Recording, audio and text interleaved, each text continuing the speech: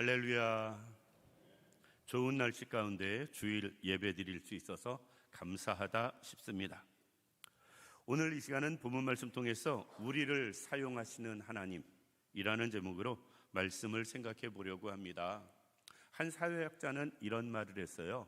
현 시대를 가르쳐서 풍요 속의 빈곤이다. 물질은 풍요해졌는데 마음은 공고해졌고요. 환경 모든 건 좋아졌는데 여러 가지 면에서 우리는 잃어버리는 것들이 있음을 보게 됩니다. 음식이 한쪽에서는 넘쳐나서 쓰레기로 버리는데 수조의 돈을 쓰는데 한쪽에선 먹을 게 없어서 굶주리는 모습도 볼 수가 있습니다. 그래서 이 사회가 풍요 속의 빈곤인 것 맞는 것 같습니다. 이것은 사람에게도 해당됩니다. 기업에서는 사람은 많은데 쓸만한 사람이 없대요. 사람들은 반대로 이야기합니다. 회사는 많은데 취직할 데가 없다고. 우리는 참 많은 것 가운데서 반대로 없어서 어렵고 힘든 모습을 보게 됩니다. 그런데 교회 안에서도 좀 비슷한 양상이 있습니다. 성도는 많은데 일꾼이 없다고 말하는 사람, 그리고 많은 사람들이 모이기는 했지만 정작 하나님 앞에 살아가는 사람은 없다고 이야기하는 사람도 있습니다. 우리는 한 번 정도는 스스로 돌아봤으면 좋겠습니다. 그런데 그럼에도 불구하고 교회는 세상과 다른 게 있습니다. 세상은 실력 있는 사람, 능력 있는 사람, 배경 좋은 사람, 이런 사람을 선호하지만 주님은 그러지 않으신다. 하나님은 하나님의 사람을 택하시고 불러 사용하실 때 그런 것이 기준이 아니다라는 것입니다. 하나님께서는 부족한 사람, 연약한 사람을 부르시고요, 여러 가지 면에서 약하고 허물 있는 사람을 불러서 사용하시는 모습을 볼 수가 있습니다. 예수님이 12 제자를 부르실 때 세상 기준으로 놓고 볼 때 예수님의 제자가 될 만한 사람은 하나도 없었습니다.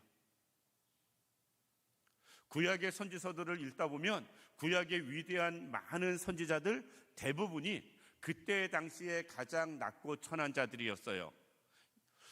목동이 있었고요, 목자가 있었고 농사 짓는 사람이 있었고요.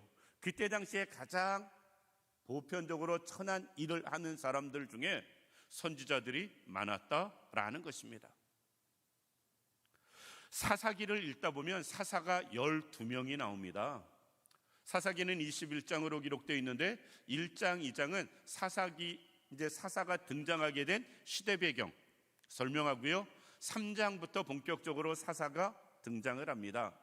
16장까지 12명의 사사가 삼손까지 나오면서 마무리가 되어지고요, 17장부터 21장 끝장까지는 그 사사시대의 사람들의 삶의 모습, 특별히 미가라는 사람을 통해서 또 제사장을 통해서 그 시대에 얼마나 타락했는가의 타락상을 보여주는 게 사사기 내용입니다. 오늘 본문은 5번째 등장하는 사사 기드온에 대해서 우리가 말씀을 생각해 보면서 우리를 사용하시는 하나님이라는 제목으로 말씀을 생각해 보려고 합니다. 우리는 이미 하나님께서 일꾼으로 불러주시고 세워주셔서 교회에서 중요한 일을 맡아서 감당하시는 분들이 있고요, 또 다음 주에는 교회 임직식을 통해서 새로운 일꾼들을 또 세우려고 합니다. 그리고 그 다음에는 또 우리가 아직까지 하나님 앞에 세움받지 못했다 할지라도 하나님 앞에서 또 크게 세움받아서 쓰임받을 사람들도 이 자리에 있을 것입니다. 그러니까 이미 부름을 받았든 이번에 부름을 받았든 앞으로 또 부름을 받을 것이든 상관없이 하나님은 우리를 불러서 사용하시는 하나님을 우리가 경험할 수 있길 원하고요, 그분을 만날 수 있는 우리들 되기를 원합니다. 그런데 문제는 우리가 하나님이 우리를 불러 사용하실 때 우리 스스로의 모습을 볼 때 도저히 우리는 자격이 없는 사람이거든요. 기드온이 그렇습니다. 우리가 사사 중에는 특별히 몇 사람 뛰어난 사람들이 있어요. 그 중에 하나가 이 기드온입니다. 그럼에도 불구하고 기드온을 인간적으로 놓고 보면, 세상적인 기준으로 놓고 보면 그는 벌써 탈락했어도 벌써 탈락했어야 할 그런 사람입니다. 그럼에도 불구하고 기드온을 부르셔서 사용하시는 하나님을 생각해 보면서 오늘날 우리를 불러 사용하시는 그 하나님에 대해서 몇 가지 생각해 보려고 합니다. 첫 번째, 하나님은 현재는 참 별 볼 일 없는데도 불구하고 하나님은 불러서 우리를 사용하시는 모습을 볼 수가 있습니다. 기드온의 현재 모습을 오늘 11절에 어떻게 설명하고 있냐면, 기드온은 밀 농사 짓는 사람이었어요. 그런데 그때 당시에 미디안 사람들이 자꾸 쳐들어와서 곡식을 뺏어가니까 그것이 겁나는 사람이었고요. 그로 인해서 포도주 틀에 몰래 숨어서 타작을 하는 사람으로 설명을 하고 있습니다. 그러니까 기드온은 무엇 하나 담대함도 없고요, 겁이 많은 사람이었고요, 소심한 사람이었고요, 그리고 미디안 사람을 겁내는 믿음 없는 모습을 보여주는 그의 모습을 보게 됩니다. 사사는 어떤 사람인가? 사사는 이스라엘에 전쟁이 없을 때에는 이스라엘에 이런저런 송사가 있을 때 판결을 해주는 사람입니다. 오늘날로 말하면 평상시에는 재판관 같은 역할을 했어요. 그리고 전쟁이 나면 전쟁 총사령관 역할을 했습니다. 그리고 경우에 따라서는 이스라엘의 지도자로서 이스라엘의 어떤 이런저런 일들을 주도하는 일을 하는 사람이었습니다. 그런데 지금 기드온을 보면 자기 하나 앞가림도 못해요. 자기 하나 앞가림도 못하는 그를 불러서 하나님은 사사로 부르시는 모습이 오늘 본문을 통해 볼 수 있다. 생각해 보시기 바랍니다. 나라를 다스려야 할 사람이 자기 하나를 이렇게 앞가림도 못하는데 하나님은 그를 들어서 사용하신다? 도대체 왜 그러실까? 하나님은 기드온의 현재를 보시는 게 아니라 하나님의 손에 붙들림 받아서 사용될 미래를 보시고 부르시는 모습, 미래를 보시고 사용하시는 모습을 볼 수가 있다라는 것입니다. 현재 졸장부예요. 그런데 그가 대장부 큰 용사가 되어집니다. 하나님은 우리의 현재를 보시고 사용하시는 하나님이 아니고요, 우리의 미래를 보시고 부르시고 사용하시는 하나님임을 꼭 기억할 수 있는 우리들 되기를 원합니다. 그것은 일꾼이 된 사람들도 마찬가지고 일꾼이 될 사람도 마찬가지고 앞으로 또 부름받아 세움받아 쓰임받을 우리 모든 성도님들 다 동일하다. 지금의 나를 보면 내세울 게 없어요. 무엇 하나 인정받을 만한 것도 없을 수 있습니다. 그때 당시에 직업으로 놓고 볼 때 기드온이 농사 짓는 사람이니까 특별하지 않았고요, 므낫세 지파 사람이라고 말을 하니까 므낫세 지파의 사람이라고 놓고 볼 때 야곱의 12아들인 요셉, 그의 아들 후손으로 태어났으니 지파로 따져도 별 볼 일이 없고요. 그런데 기드온은 이렇게 이야기합니다. 므낫세 지파에서도 가장 작은 자로, 별 볼 일 없는 사람 중에 별 볼 일 없는 사람으로 자기를 인식하고 있습니다. 우리도 그렇습니다. 인간적으로 세상적으로 특별히 무엇 하나 내세울 일이 없습니다. 우리의 현재의 모습을 놓고 볼 때 우리는 하나님 앞에 쓰임받을 만한 아무런 근거도 없습니다. 그런데 그럼에도 불구하고 하나님은 우리를 부르셨고요, 우리를 들어 사용하시는 하나님임을 볼 수가 있습니다. 우리가 우리의 자녀들에게도 이런 소망을 가질 수 있길 원합니다. 지금 우리 자녀의 모습이 조금 부족하고 연약하고 특별함이 없다 할지라도 그들의 미래를 볼 수 있기를 원합니다. 우리도 현재 내세울 게 없다 할지라도 하나님의 손에 붙들림 받고 하나님이 나를 들어 사용하실 때 그때를 믿음의 눈으로 바라볼 수 있는 우리들 되기를 원합니다. 그로 인해서 하나님은 이렇게 말씀하십니다. 고린도전서 1장 27절 말씀 이하에 보면 하나님께서 세상에 미련한 것들을 택하사 지혜 있는 자들을 부끄럽게 하려 하시고 세상에 약한 것들을 택하사 강한 것들을 부끄럽게 하려 하시며 하나님께서는 세상에 천한 것들과 멸시받는 것들과 없는 것들을 택하사 있는 것들을 패하려 하시나니, 비록 지금 특별히 부족하고 연약해도 하나님은 우리를 불러서 사용하시는 하나님. 그로 인해서 고린도전서 1장 29절에 그러시는 이유는 아무 육체도 하나님 앞에 자랑하지 못하게 하려 하심이라. 우리가 하나님 앞에 귀하게 쓰임받아도 그래서 자랑할 게 없게 하시려고.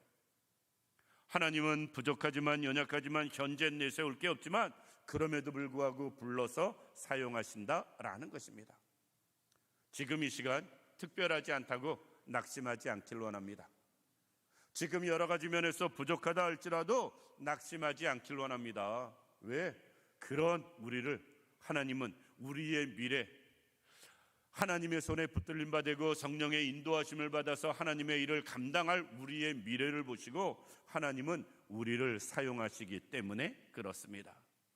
두 번째, 하나님께서는 우리가 믿음이 부족해도 설령 의심이 있어도 그것 때문에 원망 불평하여도 그런 우리를 불러서 사용하시는 하나님의 모습을 볼 수가 있습니다.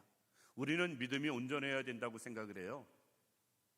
우리 마음에 믿음이 없어야 하나님의 일을 감당하고 쓰임받을 수 있다고 생각합니다. 그런데 기드온을 보면 아니에요. 13절 말씀 보면 이렇게 기드온이 대답합니다. 하나님이 기드온을 불러서 너는 큰 용사다, 하나님이 너와 함께 하신다, 쉽게 이야기해서 그를 불러서 사용하시려고 하니까 기드온이 이렇게 대답합니다. 13절 말씀 보면 기드온이 그에게 대답하되 오 나의 주여 여호와께서 우리와 함께 계시면 어찌하여, 하나님이 우리와 함께 하시면 어찌하여 일이 이렇게 됐습니까? 라는 말이거든요. 미디안이 왜 우리를 공격합니까? 우리는 왜 맨날 미디안의 고난 가운데 살아가고 있습니까? 곡식을 왜 이렇게 매번 뺏기며 살게 됩니까? 하나님이 우리와 함께 하심을 기드온은 경험하지 못하는 겁니다. 그러면서 또 이렇게 이야기합니다. 또 우리 조상들이 일찍이 우리에게 이르기를 여호와께서 우리를 애굽에서 올라오게 하신 것이 아니냐 한 그 모든 이적이 어디 있나이까? 조상들은 계속, 이스라엘 백성들은 계속 자녀들에게 여호와 신앙을 가르쳤는데 기드온은 들어서 알고는 있는데 그는 그 하나님을 인격적으로 경험하지 못한 모습을 보여주고 있습니다. 애굽에서 그렇게 놀라운 이적을 했다고 하는데 그 모든 이적이 어디 있습니까? 지금은 아무것도 없다라는 거예요. 우리 조상들이 그렇게 말을 했는데 그 하나님이 어디 있냐라는 것입니다. 그러니까 기드온은 어떤 면에서 알기는 하는데, 들어서 지식으로는 하나님을 아는데 온전히 마음으로 믿음으로 신앙으로 하나님을 제대로 경험해 보지는 못한 것으로 보여집니다. 그러니까 그 뒤에 맨 뒤에 이렇게 이야기합니다. 이제 여호와께서 우리를 버리사 미디안의 손에 우리를 넘겨주셨나이다 하니, 하나님이 우리를 버렸다, 원망입니다. 미디안의 손에 우리를 넘겼다, 불평이에요. 믿음이 없으니까 원망도 하고 불평도 하고 하나님의 모든 말씀 역사를 확신하지 못하는 모습을 볼 수가 있습니다. 의심하면 우리는 도마를 생각하는데 자기 보는 눈앞에서 예수님이 죽고 끝나버렸으면 그렇게 도마는 생각할 수 있거든요. 죽은 자가 살아났다는 것을 믿기는 절대 쉽지 않았을 겁니다. 그런데 기드온은 사실 가나안에서 하나님이 역사하신 것들 그리고 행하신 모든 일들을 계속 들으며 배우며 자랐는데 그럼에도 불구하고 이렇게 의심하는 모습을 볼 수가 있습니다. 13절에 보면 어찌하여 라는 이 말은 그렇다면 왜? 라는 말이거든요. 하나님이 계신다면 왜? 하나님이 역사하신다면 왜? 하나님이 우리와 함께 하신다면 왜? 이런 말이에요. 그러니까 의심과 원망과 불평이 넘쳐나는 표현이다. 그런데 하나님께서는 그런 기드온을 불러서 사용하세요. 우리도 한번 생각해 보시기 바랍니다. 스스로 나를. 우리도 신앙이 갈등할 때가 얼마나 많아요. 신앙생활에 회의될 때가 얼마나 많습니까?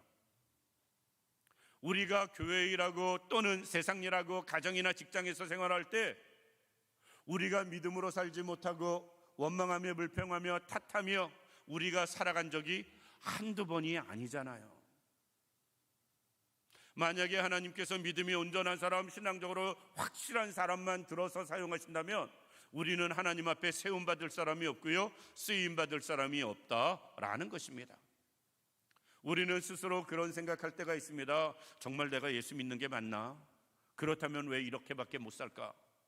정말 말씀하고 상관없이 사는 나의 모습을 바라보면서, 주의 뜻대로 살지 못하는 우리의 모습을 바라보면서 우리는 스스로 얼마나 많은 회의를 가지며 살아가고 있습니까? 지금 기드온처럼. 그럼에도 불구하고 하나님은 그런 우리를 들어서 사용하시는 하나님, 불러서 사용하시는 하나님을 꼭 믿을 수 있는 우리들 되기를 원합니다. 우리의 스스로는 여러 가지 면에서 부족하고 연약하고 믿음이 아직까지 확신이 없어서 의심스럽지만, 여기서 참 기가 막힌 것은 하나님이 기드온을 책망하지 않으세요. 우리 같으면 야 이놈아, 여태까지 믿음이 그거밖에 안 되냐? 그렇게 평생 교회 다녔는데 신앙이 그거밖에 안 되냐? 사실 그렇게 말씀하셔야 정상이거든요. 예를 들어서 집사가 그 모양이냐, 목사가 그 모양이냐, 우리는 책망하고 그 잘못을 지적하는 게 지극히 자연스러웠을 것입니다. 그런데 하나님께서는 기드온을 향해서 책망하지 않습니다. 14절 말씀 보면 이렇게 말씀하세요. 여호와께서 그를 향하여 이르시되 너는 가서 너의 힘으로 이스라엘을 미디안의 손에서 구원하라. 내가 너를 보낸 것이 아니냐 하시니라. 부족하고 연약하고 믿음도 없어 의심하고 원망하고 불평하는데, 그럼에도 불구하고 하나님은 기드온을 부르시고 그를 사용하시는 모습을 볼 수 있다라는 것입니다. 너무나 많은 모습 가운데 우리의 모습을 보게 됩니다. 기드온처럼 우리도 의심할 때, 갈등할 때, 원망할 때, 그로 인해서 헤맬 때, 신앙적으로 사실 손에 꼽을 수도 없을 만큼 많았잖아요. 그가 누가 됐든 어쩌면 지금도 그러며 살아가고 있잖아요. 믿는다고 하지만 그럼에도 불구하고 갈등하고 헤매는 우리의 모습 볼 수 있습니다. 그럼에도 불구하고 하나님은 우리를 버리시는 하나님이 아니고요, 그런 우리를 불러서 사용하시는 하나님임을 꼭 기억할 수 있는 우리들 되기를 원합니다. 그래서 기드온은 이야기합니다. 15절에 내가 어떻게 이렇게 작은 내가 하나님 미디안을 칩니까? 하나님 말씀을 내가 어떻게 이행합니까? 라고 말씀합니다. 그때 하나님은 딱 한마디 하세요. 내가 너와 함께한다. 내가 너와 함께한다. 우리가 믿음이 부족해도, 행여나 믿음대로 살지 못해서 여러 가지 갈등하고 우리가 헤맨다 할지라도 하나님이 우리와 함께 하심을 꼭 믿을 수 있는 우리들 되기를 원합니다. 그 함께 하시는 하나님이 나와 함께 하심으로 능력도 주시고 사명도 주시고 그 사명을 감당할 힘도 주시는 거예요. 그래서 나중에 말씀 쭉 넘어가면 24절에 기드온이 여호와를 위하여 거기서 제단을 쌓고 그곳을 여호와 샬롬이라 하였더라. 지금까지는 불안했거든요. 그래서 숨어서 타작했어요. 지금까지는 의심했습니다. 그러니 기쁨이 없었습니다. 원망과 불평만 넘쳐났어요. 그런데 하나님이 함께 하시니까 그의 마음에 여호와 샬롬, 평강이 주어지는 것입니다. 이 자리에 있는 우리 모든 성도님들 꼭 경험할 수 있길 원합니다. 하나님이 주시는 평안을, 하나님이 나와 함께 하심을 느끼면서 그 함께 하시는 하나님 때문에 평강을, 그것을 느낄 수 있는 우리들 되기를 원합니다. 비록 부족하고 연약하고 의심하고 갈등해도 하나님은 우리를 들어 사용하십니다. 마지막으로 말씀에 순종하기만 하면 하나님은 그가 누가 되었든 들어 사용하시는 모습을 볼 수가 있습니다. 오늘 본 말씀 보면 이렇게 이야기합니다. 하나님이 너와 함께한다. 16절에 말씀하니까, 그러면서 하나님이 이렇게 말씀하세요. 미디안 사람들을 한 사람 치듯 할 것이다. 미디안은 이스라엘에 비해서 강한 군대였는데 한 사람 상대하는 것만큼 너희에게 그렇게 힘주겠다, 능력 주겠다 말씀하십니다. 그랬더니 기드온이 그래요. 표징을 구합니다. 표징. 그럼 증거를 보여주세요 라는 겁니다. 그러면서 내가 가서 저기 예물을 가지고 다시 와서 대접을 하기를 원하니까 그때까지 계십시오 라고 말했더니 돌아올 때까지 있겠다 하나님의 사자가 이야기를 하고요. 기드온이 가서 염소랑 그리고 음식이랑 가지고 옵니다. 그리고 와서 그 사자에게 대접을 하니까 여호와의 사자가 그 받은 것을 가지고 고기와, 쉽게 우리 표현으로 말하면 성경에서는 무교병이라고 나왔는데 빵이나 떡과, 그리고 오늘 본 말씀 보면 그 모든 것을 여호와의 사자에게 주니까 21절 말씀 보면 그 사자가 그 받은 것을 가지고 쉽게 이야기해서 바위 위에 올려놓고 그의 지팡이로 그 고기의 끝을 대는 모습을 보게 됩니다. 그랬더니 불이 갑자기 살라지고 고기가 타고 무교병 빵이 타는 모습, 그것을 보게 됩니다. 그때 기드온이 깨달았어요. 진짜 이분이 하나님이구나. 진짜 이분이 하나님의 사자구나.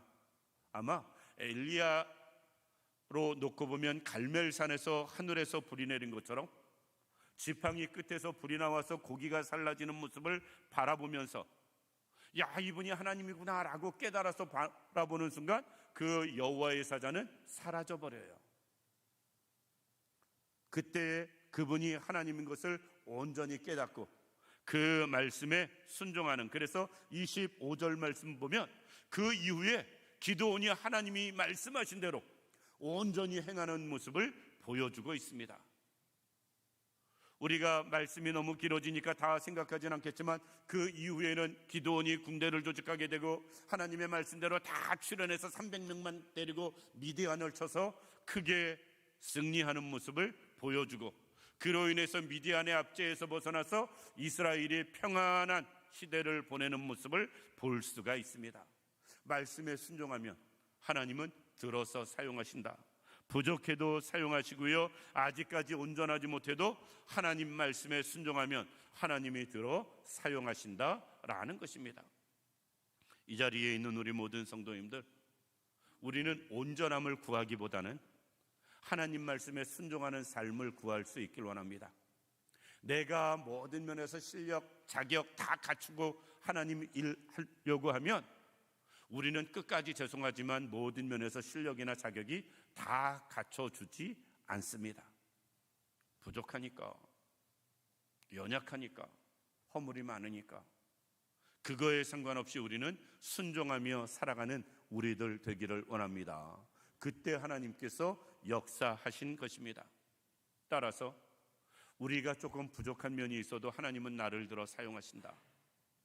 여러 가지 면에서 아직 멀었다 느껴지는 부분이 있어도 하나님은 나를 들어 사용하신다. 순종하기만 하면, 이것을 깨달으시고 우리가 더 하나님 말씀에 순종하며 살아가고 또 하나님 앞에 쓰임받으며 살아가는 우리들 되기를 주님의 이름으로 축원합니다. 기도드리겠습니다. 살아서 역사하시는 참 좋으신 아버지 하나님, 은혜와 사랑을 진심으로 감사를 드립니다. 무엇을 보아도 자격이 없는데 어떤 것을 생각해도 우리는 쓰임받을 근거가 없는데 하나님, 약한 자를 불러 사용하심에 감사합니다. 부족하고 허물된 저희를 불러 사용하심에 감사합니다. 이제는 순종하며 나가는 저희들 되게 하여 주옵소서. 하나님 말씀 따라 살아가는 저희들 되게 하시고 그로 인하여 기드온처럼 하나님 일을 감당하며 살아가기에 부족함이 없는 우리 모두가 되게 하여 주옵소서. 하나님이 온전히 함께 하시기를 원하오며 예수님의 이름으로 기도드립니다. 아멘.